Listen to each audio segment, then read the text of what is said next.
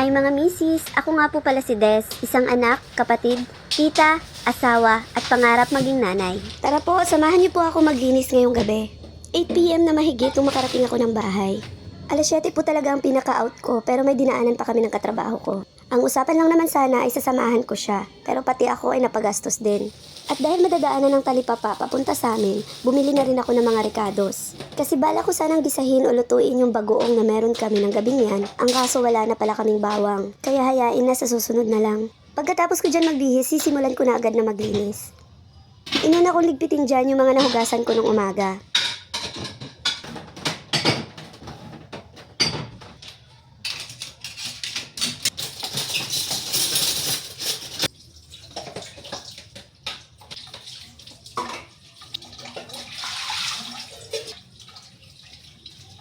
Nilinis ko na rin yung dish rack namin.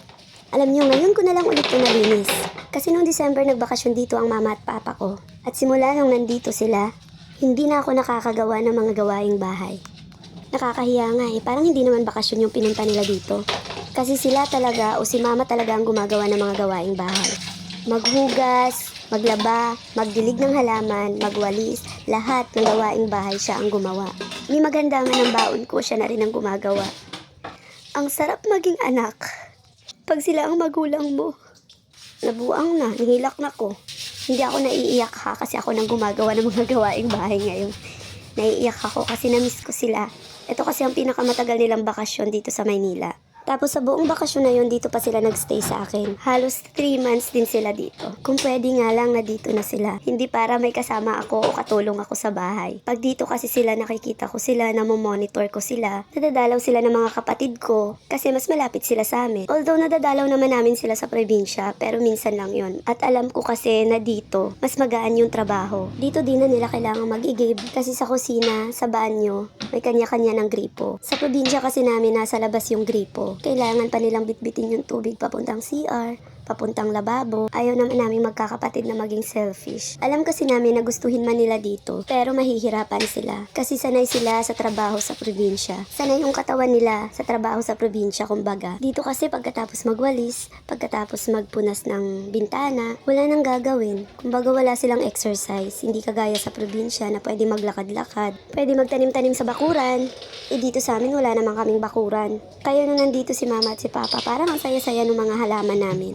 Aminin nyo, iba yung saya ng magulang natin kung nasa probinsya sila, na nakikita nila yung aso, yung pusa, yung baboy, yung manok, yung mga hayop na inaalagaan nila. Kaya nga kalimitan joke ko kila mama at papa. Pag sinasabi ko sa kanila, ganitong buwan pa, punta kayo dito. Tapos alam nyo ba sagot ng papa ko, kaya ng mama ko? Sinong maiiwan doon? Paano yung pusa? Sino magbabantay? Sino magpapakain? Sinasagot ko naman sila. Ano ba, mas gusto nyo bang makasamang mag-New Year yung pusa at aso nyo kaysa sa aming mga anak nyo? Kahit naman siguro sino, kung papipiliin probinsya o dito sa Maynila ang pipiliin ng probinsya. Tahimik lang kasi talaga sa probinsya at presko ang lahat. O siya, tama na, masyado na ako madaldal. Ang dami ko nang nakwento. So yun nga, balik tayo sa ginagawa ko. Pagkatapos ko maghugas ay nagpunas agad ako ng lamesa. Pag ako talaga naglilinis mga misis, ang una kong ginagawa ay sa kusina, palabas hanggang sala. Para yung dumi o alikabok ay palabas din. Pagkatapos niyan, ang sinunod ko na mga sikasuhin ay yung mga sinampay. Wala pa talaga kasi sana akong balakuhanin yung mga sinampay na yan. Ang kaso magwawalis kasi ako dyan sa terrace namin. At hindi ko kukunin maaalikabukan yan.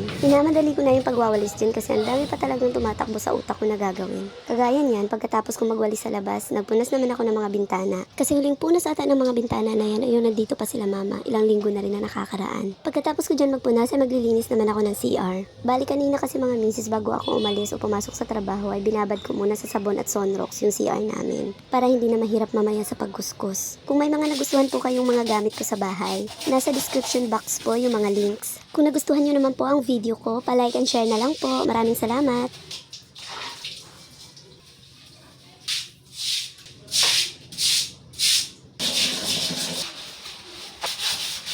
O siya, hanggang dito na lang mga misis. Maraming salamat sa panonood. Hanggang sa muli.